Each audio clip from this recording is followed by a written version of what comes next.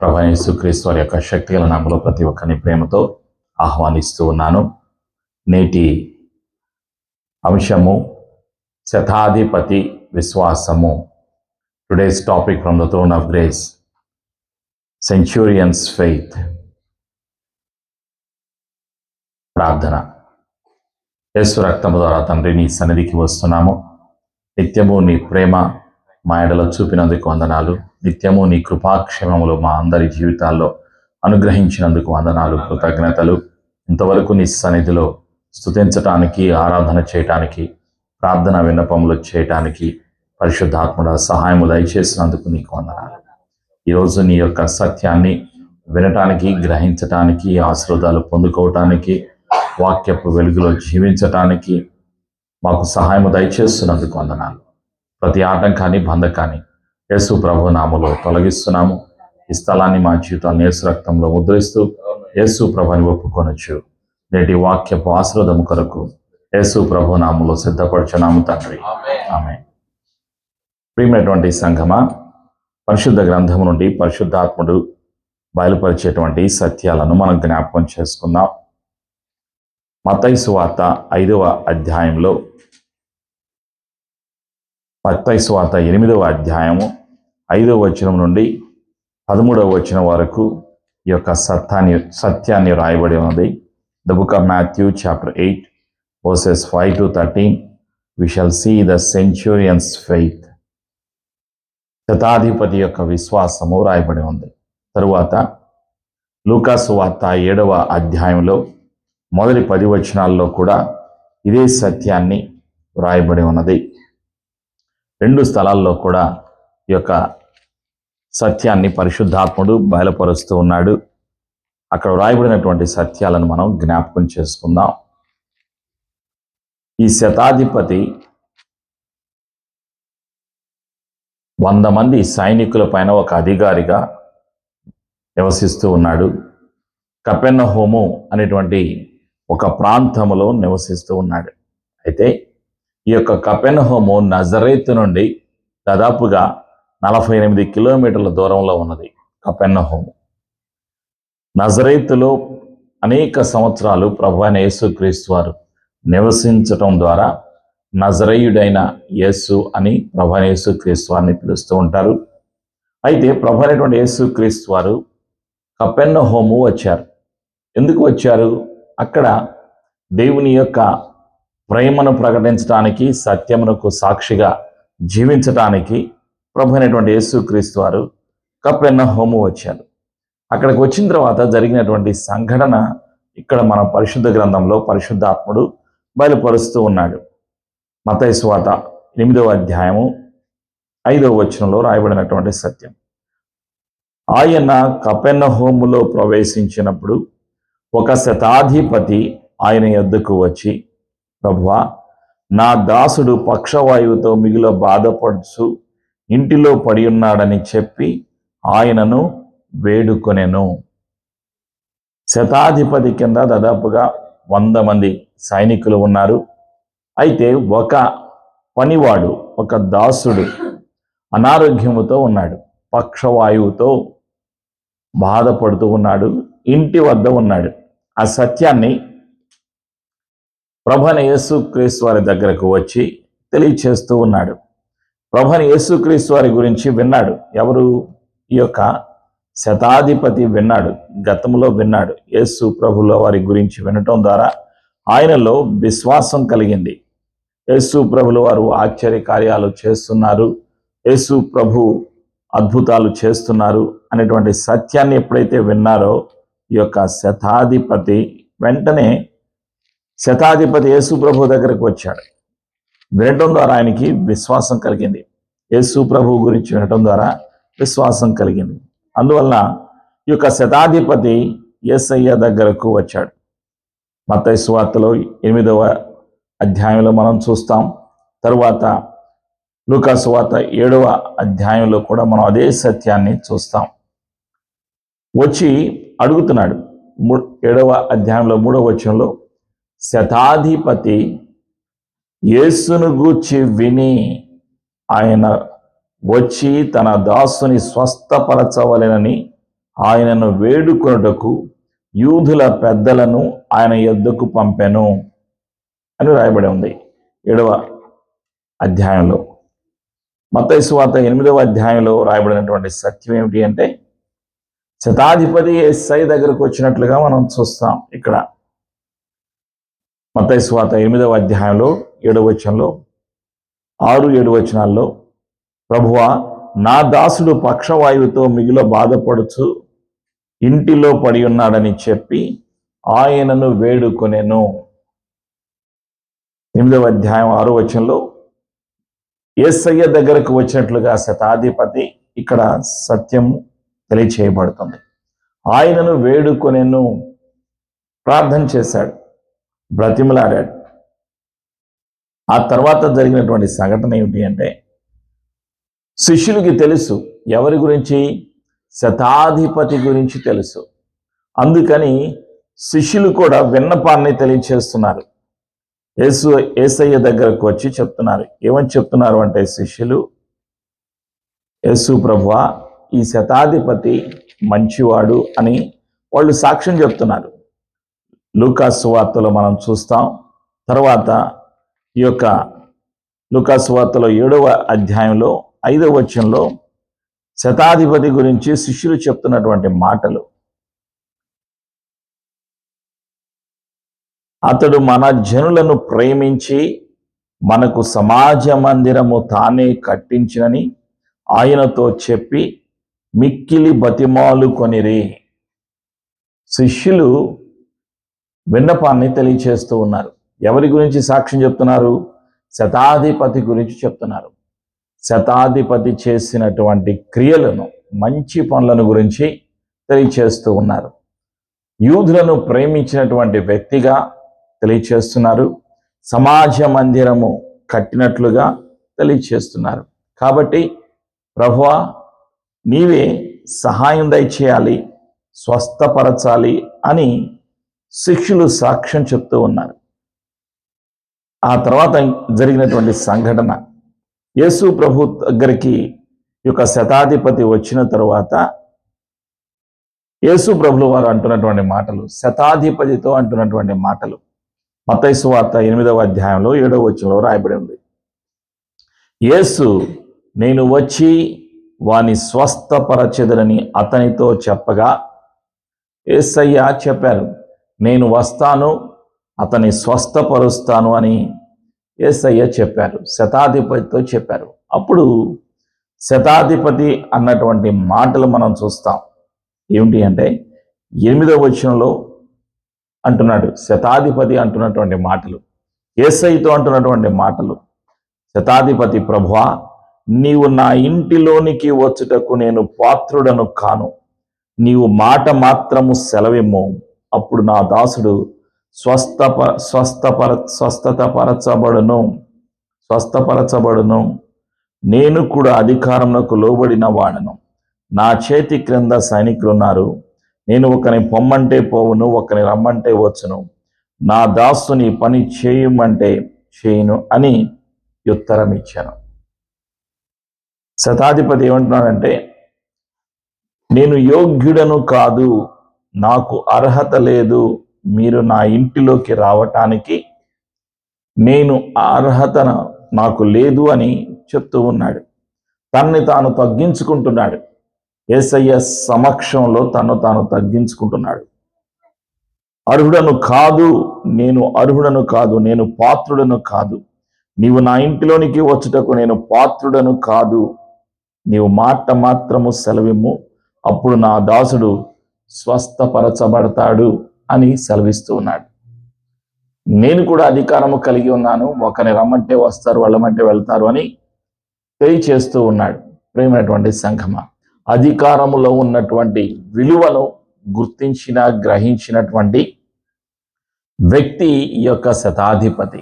ఎప్పుడైతే శతాధిపతి ఆ మాట అన్నాడో, యేసు ప్రభుల వారు తనతో సెలవిస్తున్నటువంటి మాట, ప్రక్కన ఉన్నటువంటి శిష్యులను చూస్తూ యేసు ప్రభుల వారు అంటున్నటువంటి మాట ఏమిటి అంటే, మత్తయి సువార్త 8వ అధ్యాయంలో చూస్తున్నాం, 10వ వచనంలో చూస్తాం. యేసు ఈ మాట విని ఆశ్చర్యపడి వెంట వచ్చుచున్న వారిని చూచి, ఇజ్రాయిలులో నెవనికైనను నేనెంత విశ్వాసం ఉన్నట్టు చూడలేదని నిశ్చయముగా మీతో చెప్పుచున్నానెను. యేసయ్య చూసింది ఏమిటి, గమనించింది ఏమిటి అంటే శతాధిపతిలో ఉన్నటువంటి విశ్వాసాన్ని చూశారు, గమనించారు, గౌరవిస్తున్నారు. శతాధిపతిలో ఉన్న విశ్వాసము గురించి అక్కడున్న వాళ్ళందరికీ తెలియచేస్తూ ఉన్నారు యేసు ప్రభుల వారు. అక్కడ ఎవరిలో నేను చూడలేదు అని చెప్తున్నారు, ఎవరిలో నేను చూడలేదు అని చెప్తున్నారు. ఇజ్రాయిల్లో నెవ్వనికైనాను నేనెంత విశ్వాసం ఉన్నట్టు చూడలేదని మీతో చెప్పుచున్నాను. ఇజ్రాయిలులలో, యూదులలో, ఆ సమయంలో అక్కడ ఉన్నటువంటి వారిలో ఎవరిలో కూడా యూదులలో ఎంత విశ్వాసము లేదు అని యేసు ప్రభుల వారు సాక్ష్యం చెప్పారు. ఆ తర్వాత యేసయ్య ఏమన్నారు అంటే 11వ వచనంలో మనం చూస్తాం. అనేకులు తూర్పు నుండి పడమట నుండి వచ్చి అబ్రహాముతో కూడాను, ఇస్సాకుతో కూడాను, యాకోబుతో కూడాను పరలోక రాజ్యమందు కూర్చుందురు గాని రాజ్య సంబంధులు వెలుపటి చీకటిలోనికి త్రోయబడుదురు. అక్కడ ఏడ్పును పండ్లు కొరుకుటయు నుండునని మీతో చెప్పుచున్నాను. నేను యేసయ్య అక్కడ పరిస్థితిని తెలియచేస్తూ ఉన్నారు. తర్వాత యేసు ప్రభుల వారు సెలవిచ్చారు.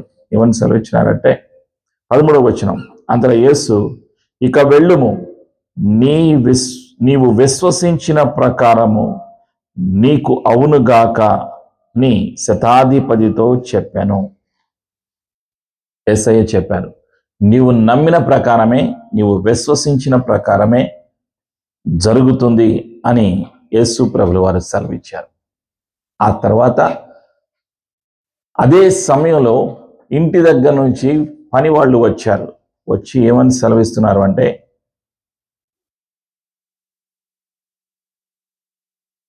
ఆ రోగి, పక్షవాతంతో ఉన్నటువంటి రోగికి స్వస్థత కలిగింది అని తెలియచేస్తూ ఉన్నారు. శతాధిపతికి ఆ సత్యాన్ని తెలియచేస్తూ ఉన్నారు. అప్పుడు శతాధిపతి చాలా సంతోషించాడు.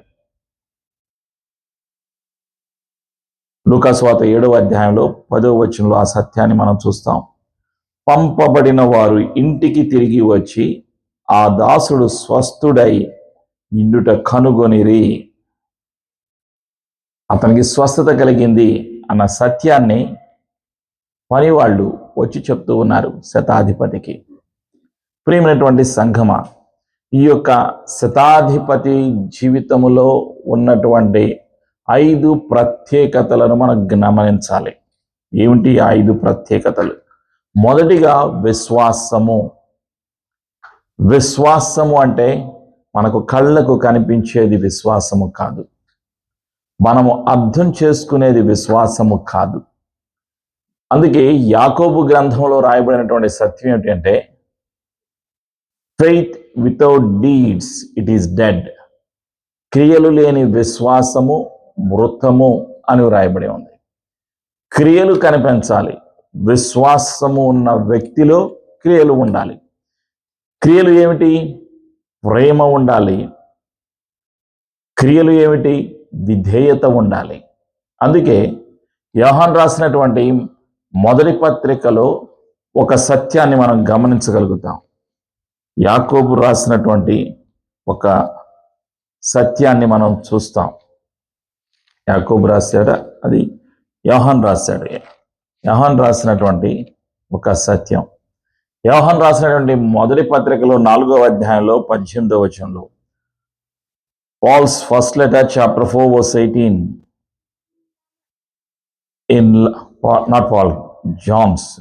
John's first letter, chapter 4, verse 18. ప్రేమలో భయం ఉండదు, అంతేకాదు పరిపూర్ణ ప్రేమ భయమును వెళ్ళగొట్టును. భయము దండనతో కూడినది, భయపడువాడు ప్రేమ యందు పరిపూర్ణము చేయబడిన వాడు కాడు. ప్రేమలో భయం ఉండదు.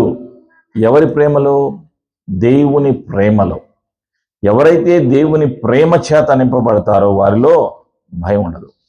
చాలామంది ఆందోళన చెందుతూ ఉంటారు.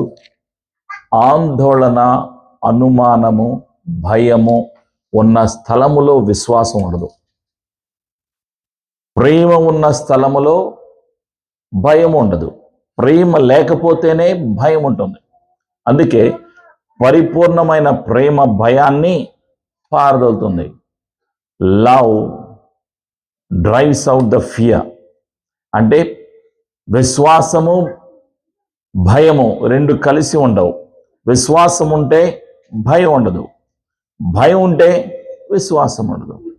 అనుమానం ఉన్నా భయం ఉంటుంది, ఆందోళన ఉన్నా భయం ఉంటుంది.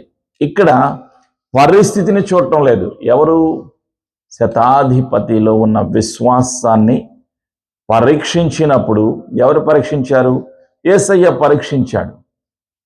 పరీక్షించినప్పుడు తెలిసింది ఏమిటి అంటే అక్కడ ఉన్న యూదులందరికన్నా ఎక్కువ విశ్వాసము కలిగి ఉన్నాడు అని తెలియచేస్తున్నారు సాక్ష్యం. శిష్యులు కూడా చెప్తున్నారు, అతడు మన యూదులను ప్రేమించి మన కొరకు సమాజ మందిరాన్ని కట్టాడు అని శిష్యులు కూడా తెలియచేస్తూ ఉన్నారు. అంటే ఇతని విశ్వాసంలో ఉన్నది ఏమిటి? ప్రేమ ఉన్నది, విధేయత ఉన్నది. ఇతనిలో ఉన్నది ఏమిటి అంటే అధికారము ఉన్నది.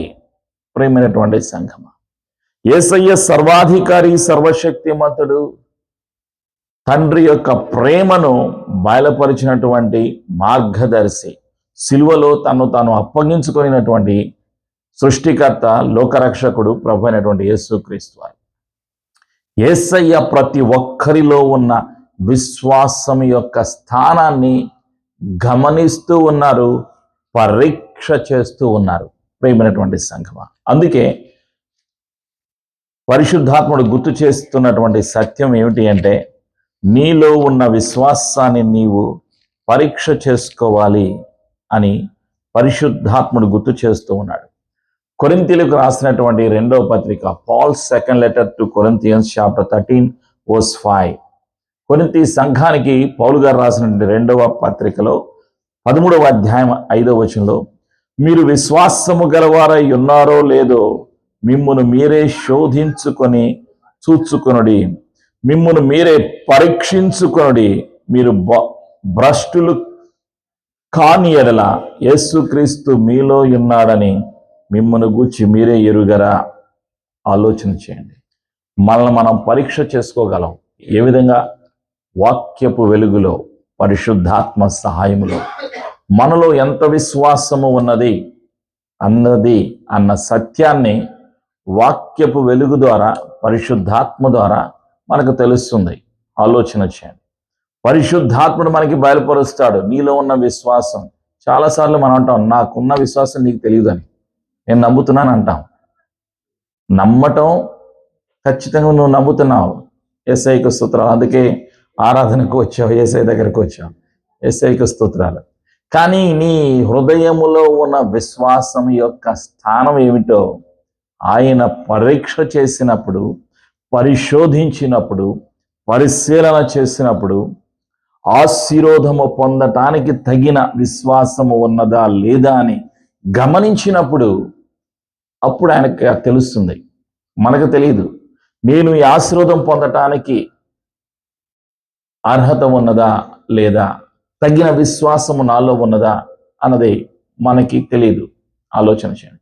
ఈ యొక్క శతాధిపతి ఏమంటాడు? నేను అర్హుడను కాదు, నేను పాత్రుడను కాదు, మీరు నా ఇంటిలోకి రావటానికి నేను యోగ్యుడను కాదు, నేను పాత్రుడను కాదు అని ఒప్పుకుంటున్నాడు. తన అర్హత గురించి తనకు తెలుసు, తన పరిస్థితి గురించి తెలుసు, తన పనివాడి యొక్క పరిస్థితి గురించి తెలుసు. పరిస్థితుల్ని మార్చివేయగల శక్తిమంతుడు యేసు ప్రభు అని నమ్మాడు. విన్నాడు, ఎవరో చెప్పుకుంటుంటే విన్నాడు, నమ్మాడు.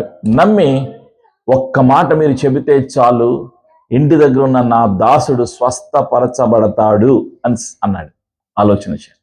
అంటే ఆయన విశ్వాసము ఘనమైనది, ఆశీర్వదించబడింది. అందుకే యేసయ్య అన్నారు, నీ మాట చొప్పున అగునుగాక అని యేసయ్య సెలవిచ్చారు. అదే రీతిగా స్వస్థత పొందాడు పనివాడు దగ్గర నుంచి వాళ్ళు వచ్చారు. స్వస్థత పొందాడు పనివాడు. ఆ పక్షవాతం పొందినటువంటి వ్యక్తి పూర్తిగా స్వస్థత కలిగింది అని వాళ్ళు వచ్చే సమాచారాన్ని శతాధిపతికి తెలియజేశారు. ప్రియమైనటువంటి సంఘమా, ఈరోజు మనం ఈ యొక్క శతాధిపతిలో ఉన్న విశ్వాసము గురించి, ఏ విధంగా తన యొక్క ప్రార్థన గురించి, తన యొక్క ప్రేమ గురించి, తన యొక్క తగ్గింపు గురించి పరిశుద్ధాత్మను మనకి బయలుపరిచాడు. యేసయ్య కృప మనందరికీ సదా తోడేండును గాక. మనల్ని మనం సమర్పించుకుందాం, మన జీవితాలను సమర్పించుకుందాం. పరిశుద్ధుడైన యేసయ్యా నీకు వందనాలు.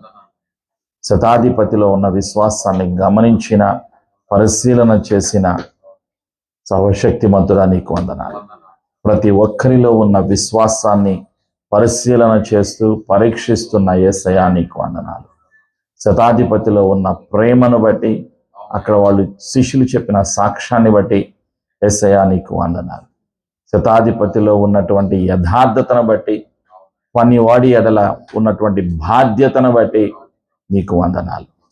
యేసు ప్రభువా, ఈరోజు మా అందరిలో నీ యొక్క బాధ్యతను, నీ యొక్క ప్రేమను మాలో నీవు కుమ్మరిస్తున్నందుకు నీకు వందనాలు. క్రియలు లేని విశ్వాసము మృతము అని నీ యొక్క మాటలో సత్యము తెలియచేయబడుతుంది.